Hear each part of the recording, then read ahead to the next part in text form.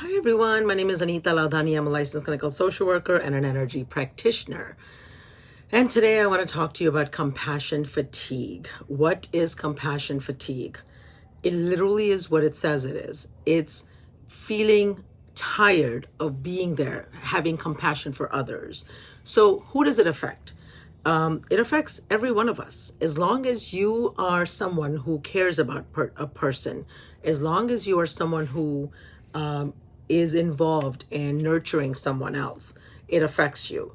But more importantly, it really affects our frontliners, our healthcare providers, our nurses, our therapists, and at this point, I mean, anybody, that if, especially when we're in close and you're holding space for someone else, it's going to affect you.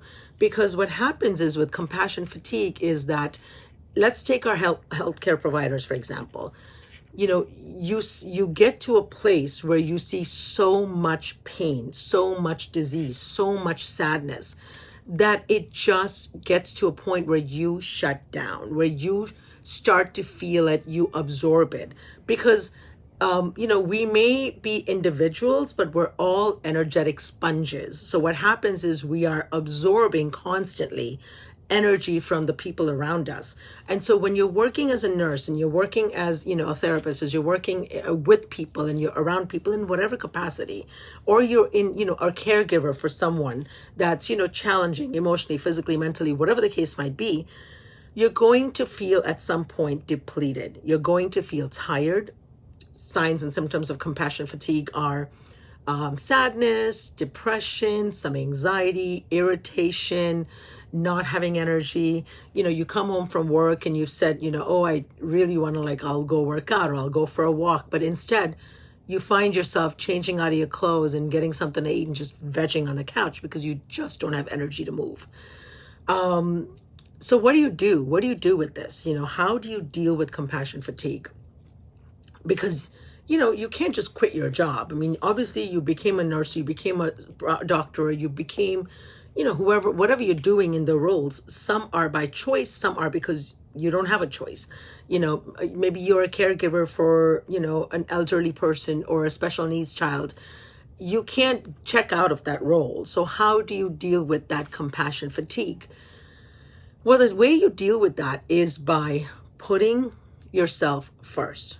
What do I mean by that? So that means it's that taking care of your own emotional needs, filling your own bucket so that then you can pour for others, right?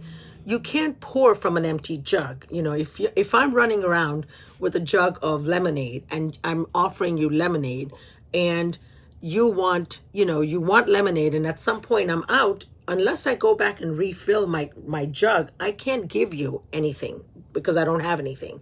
And that's what happens with compassion fatigue.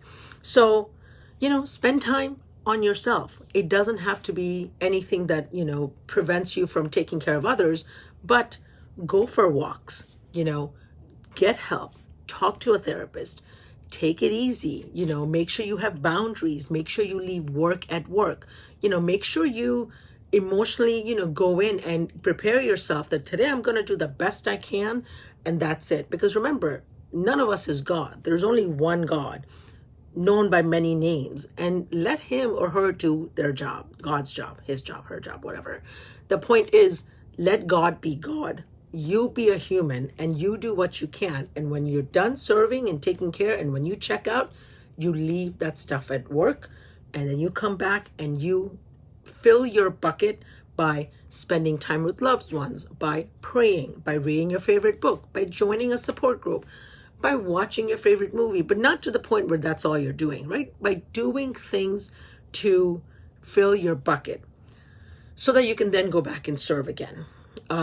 It's always a good idea to talk to a therapist. It's always a good idea to, get professional help if that's what you think you need, because again, mental health help is no different than you being sick and feeling sick and getting the help.